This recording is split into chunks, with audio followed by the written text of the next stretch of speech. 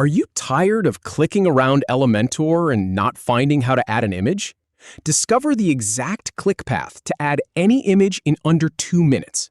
We'll start in the Elementor editor, find the image widget, upload from your library, and update the page. Go to Edit Home with Elementor. Then click on Highlight. Now, click on WordPress. Then click on WordPress again. And then click on Image. Next, click on Title. Then click on Add Image. Now click on Media Library. Then click on Upload Files. Click Drop Files to upload. Click Close Dialog. Click Update Changes to Page.